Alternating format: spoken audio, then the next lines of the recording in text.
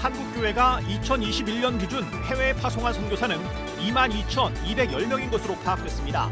한국교회는 지난 2009년 해외 파송 선교사 2만 명을 돌파한 이래 꾸준하게 2만 명 선을 유지하고 있습니다.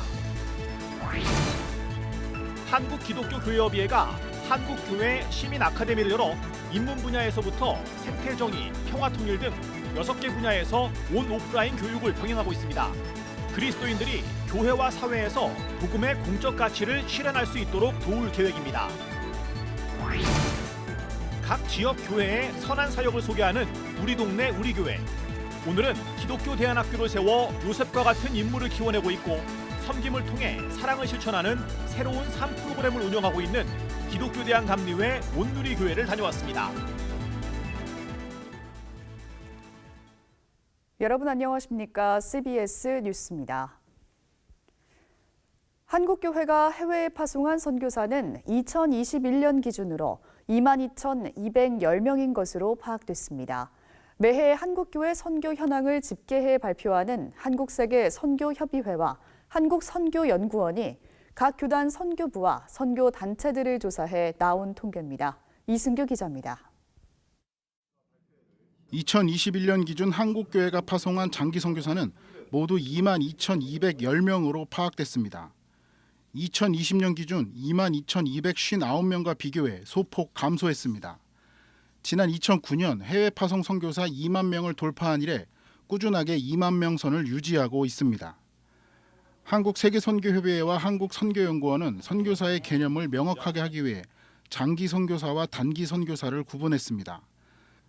장기 선교사란 한국 국적으로 타문화권에서 2년 이상 사역을 하는 선교사를 뜻하고 단기 선교사는 한국 국적으로 타문화권에서 1년 이상 2년 미만의 사역을 하는 선교사를 말합니다.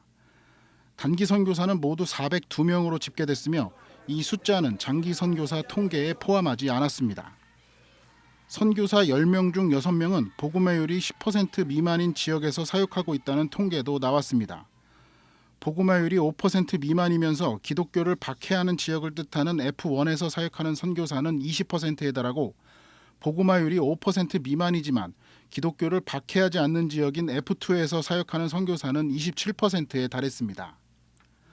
또 F3 지역에서는 10%의 선교사들이 사역하고 있고 복음화율이 15.5% 이상인 G2 지역에서 사역하는 선교사는 27%에 달했습니다. 조사를 진행하고 통계를 분석한 한국선교연구원과 한국세계선교협의회는 선교사 숫자는 증가하지 않았지만 질적인 측면에서 성장이 이루어지고 있다며 한국교회 선교가 올바른 방향으로 가고 있다고 분석했습니다. 외국에서 볼 때나 아니면 선교단체 리더들이 생각할 때에 한국교회 선교의 그 가는 방향과 흐름이 비교적으로 안정적이고 한국의 경제 상황과 교회의 흐름과 비춰봤을 때 같이 나가고 있다 이런 생각을 갖게 됩니다. 이번 조사에는 각 교단 선교부와 선교단체 227개가 참여했습니다. CBS 뉴스 이승규입니다. 그리스도인들이 교회와 사회에서 복음의 공적 가치를 실현할 수 있도록 돕는 한국교회 시민 아카데미가 문을 엽니다. 한국기독교교회협의회가 주관하는 한국교회 시민 아카데미는 인문 분야에서부터 생태정의, 평화통일, 디아코니아 등 6개 분야에서 온오프라인 교육을 병행합니다. 송주열 기자입니다. 한국기독교교회협의회가 복음의 공적 가치 증진을 위해 의욕적으로 추진하고 있는 한국교회 시민 아카데미. 지난해 코로나19 팬데믹 상황 속에서도 온라인 교육을 강화해 200여 명의 수강생들이 교회와 사회 속에서 책임 있는 기독 시민으로 살아가는 법을 배웠습니다. 교회협은 지난해 아카데미 운영 노하우를 바탕으로 좀 더 많은 그리스도인들이 복음의 공적 가치를 이해하고 사회 속으로 한 발 더 나아갈 수 있도록 교육 과정을 강화하고 모집 인원도 늘리기로 했습니다. 생명 안전의 가치, 주권 재민의 민주주의 가치, 한반도 평화의 가치, 사회적 평등의 가치, 생태 정의의 가치라고 하는 이 하나님 나라의 가치를 우리 한국교회가 마땅히 구현해야 되는데 지금 우리 한국교회는 그러지를 못하고 있습니다. 한국교회 시민 아카데미는 다음 세대 에큐메니칼 지도력을 양성하는 에큐메니칼 아카데미를 비롯해 평화통일 아카데미, 생태정의 아카데미, 화해문화 아카데미, 디아코니아 아카데미, 인문학 아카데미 등 6개 분야에 걸쳐 수강생을 모집합니다.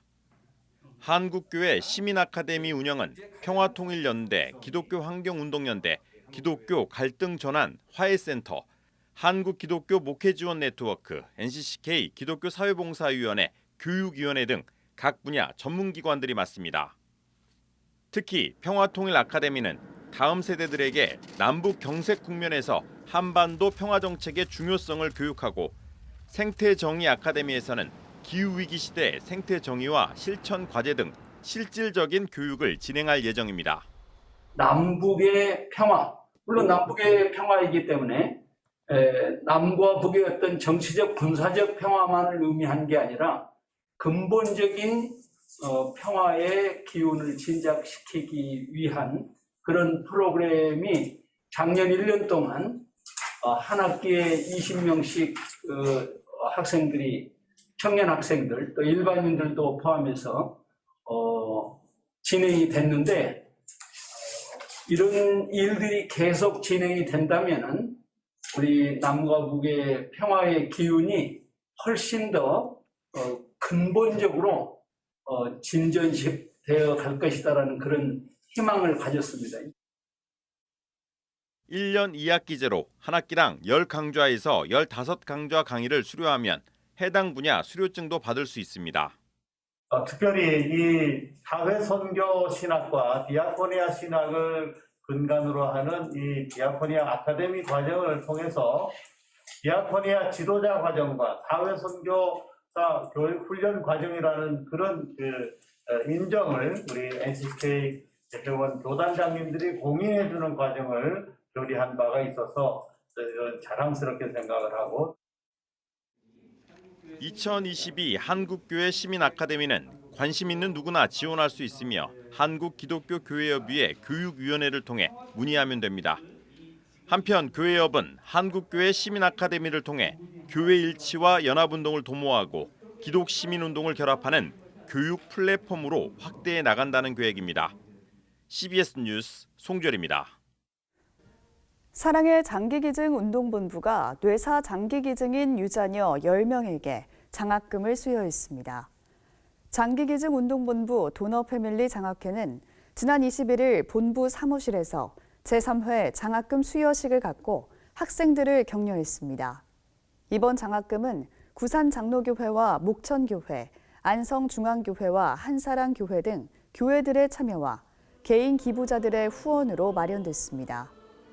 장기기증 운동본부는 뇌사 장기기증인의 60% 이상이 30대에서 50대인 점을 바탕으로 지난 2020년 장학회를 출범해 기증인 유자녀들의 학비를 지원하고 있습니다. 지역교회의 선한 사역을 소개하는 우리 동네 우리 교회 시간입니다. 오늘은 기독대안학교를 세워 요셉과 같은 인물을 키워내고 섬김을 통해 사랑을 실천하는 새로운 삶 프로그램을 운영하고 있는 기독교 대안감리회 온누리교회를 다녀왔습니다. 최종호 기자입니다. 온누리 교회가 다음 세대를 신앙으로 키우기 위해 세운 온누리 비전스쿨. 비전스쿨은 교회 학교가 점점 약화되고 있는 가운데 정명목 담임 목사가 고민 끝에 세운 기독교 대안학교입니다. 다음 세대가 세워지지 않으면 교회도 나라도 희망이 없죠.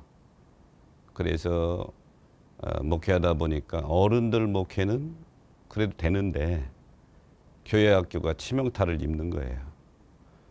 그래서 어떤 방법이 있을까 고민하다가 아예 학교 교육을 교회에서 하자 이런 생각을 하게 된 거죠. 2018년 5월에 세워진 비전스쿨은 선교원과 초중등 과정으로 운영되고 있고 신앙 특성화 학교로서 신앙을 기반으로 인성과 지성을 중심으로 교육합니다. 온누리 비전스쿨만의 특성은 다양한 과목들을 신앙으로 재해석해 아이들에게 꿈을 찾아주고 실현시켜주는 창의 수업. 초등학교부터 고등학교 졸업할 때까지 학교에서 정해진 수업만을 받는 아이들이 자기 주도적이고 창의적인 아이들이 될 수 없다는 생각에 아이가 스스로 과제를 정할 수 있도록 기회를 주는 거예요. 그러면 이 아이는 자기의 수업을 자기가 연구할 과제를 정하고 그걸 한 학기 동안 연구하고 그 연구한 결과를 학기 말에 종합 발표라는 이름으로 발표를 합니다. 저희 학교 시험이 없는데요. 창의 수업은 학생들 스스로가 탐구하고 싶은 주제를 찾아 공부하기 때문에 흥미를 더해줍니다. 저는 창의를 제일 좋아하는데요. 창의는 한 학기 동안 한 주제를 골라서 그 주제를 탐구하고 연구하는 비전스쿨이라서 정말 다른 친구들과는 다른 방법으로 공부를 하고 있다는 걸 느끼는데 그 방법이 정말 안 좋은 방법이 아니라 되게 좋은 방법으로 하고 있다는 걸 느끼고 재밌어요. 온누리 교회만의 특별한 프로그램은 유라이프, 새로운 삶입니다. 온누리 교회가 가장 부흥했던 때는 지난 2003년과 2004년. 그때 어른들만 1년에 1000여 명 이상 등록했거든요. 2년 동안. 제가 가장 관심 가졌던 것은 정착이었습니다. 몰려오는 교인들을 어떻게 정착시킬까. 그러다가 우리 교회 고유의 프로그램을 만든 것이 새로운 삶, 뉴라이프라고 8주간입니다. 2005년부터 시작한 새로운 삶은 섬김을 통해 기독교의 진리를 체득하고 사랑을 실천하는 일입니다. 8주 전 과정을 수료한 성도는 1,500명에서 2,000명 정도. 새로운 삶은 수료하지 않으면 직분을 받을 수 없을 만큼 중요한 프로그램입니다. 일기생인 강옥임 장로는 다시 한번 새롭게 변화된 계기가 됐다고 회고합니다. 그 프로그램을 통해서 제가 다시 한번 하나님을 만나는 계기가 됐고 또 왜 신앙생활을 해야 되는지 그리고 주의 일들을 감당할 때 어떤 마음으로 해야 되는지 그런 마음가짐이 다시 한번 새롭게 이렇게 되었던 계기가 된 것 같아요. 온누리 교회는 지역사회 섬김도 꾸준히 이어가고 있습니다. 가장 대표적인 섬김은 천사 사랑의 쌀 나눔. 11년 동안 인천시 계양구청을 통해 1,004포의 쌀을 어려운 이웃에 나눠주고 있습니다.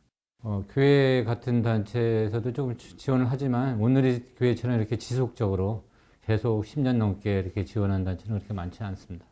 그래서 이렇게 저희 이웃돕기에 동참해 주셔서 감사드리고요. 앞으로도 소외계층에 대해서 관심을 많이 가지시고 지속적인 지원과 이렇게 협조를 당부드리겠습니다. 온누리 교회 비전센터 1층 갤러리. 지역 화가들을 위해 교회의 갤러리를 만들고 전시 공간으로 제공해주고 있습니다. 배열료가 너무 비싸서 발표할 엄두가 안 나고 하는데 우리가 열심히 그려놓은 작품들을 이렇게 저렴하게 이 공간을 제공해 주셔서 저희가 좋은 작품들을 전시할 수 있고 25년까지 한 달씩 전시하는 작가들이 줄을 서 있습니다. 은퇴를 1년여 앞둔 정명묵 목사가 마지막으로 하고 싶은 섬김 사역은 요양원 설립. 일반 요양원에 가면 거의 믿음을 잃어버립니다. 이게 가장 마음이 아파요.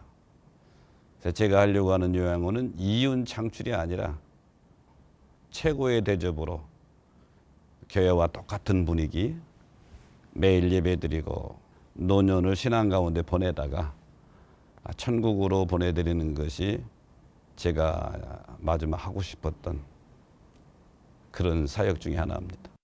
요양원이 세워지길 기도하며 은퇴 후 해외 선교지의 목회자 키우는 일에 주력할 계획인 정 목사는 40여 년간의 목회 생활 모두가 하나님의 은혜였다고 고백합니다.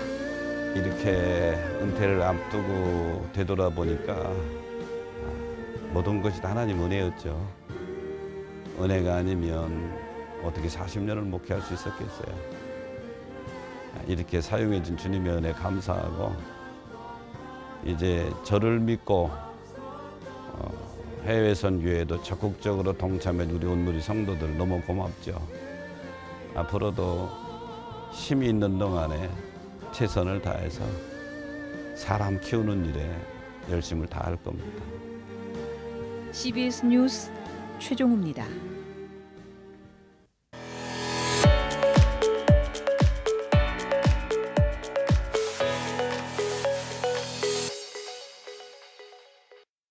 간추린 지역교계 소식입니다.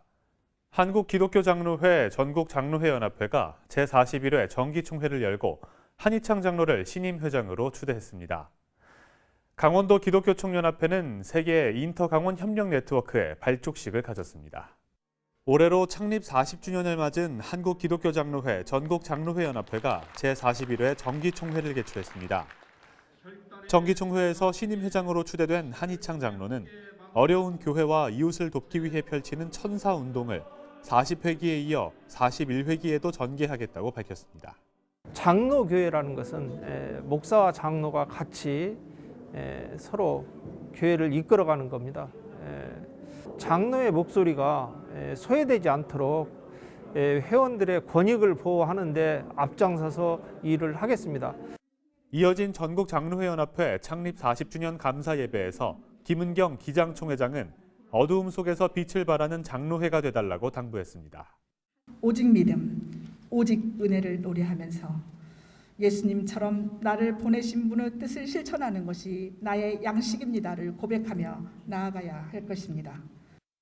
전국장로회연합회는 또 태국 선교를 위해 건립한 치앙라이 선교센터와 게스트하우스 운영위원을 조직하고 전국장로회연합회 40년사 발간 등 다양한 안건들을 논의했습니다.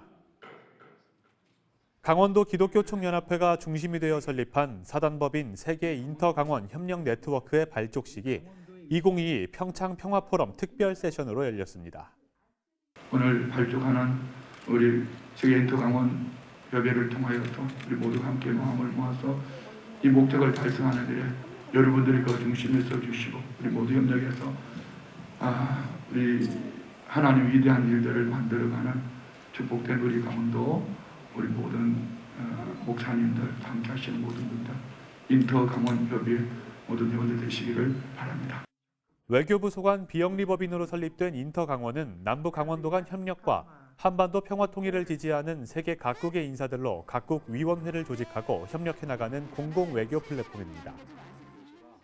부산 CBS가 코로나19 상황과 대선을 앞두고 특집 라디오 기도회를 가졌습니다. 기도회에 참여한 김강옥 목사는 기도 시간에 구애받지 않고 꾸준히 기도하는 것이 중요하다며 지속적인 기도 습관을 강조했습니다.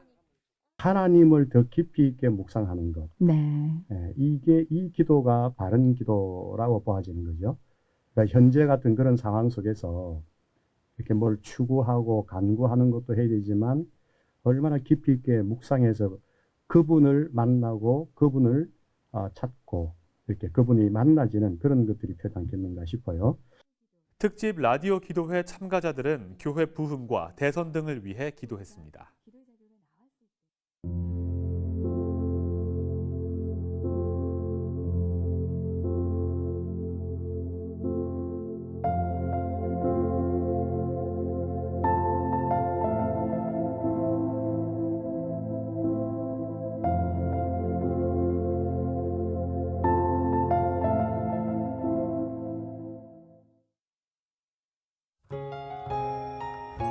내일은 아침까지 추위가 이어지다가 낮부터 기온이 오르겠습니다. 하지만 기온이 오르며 미세먼지가 다시 유입되겠는데요.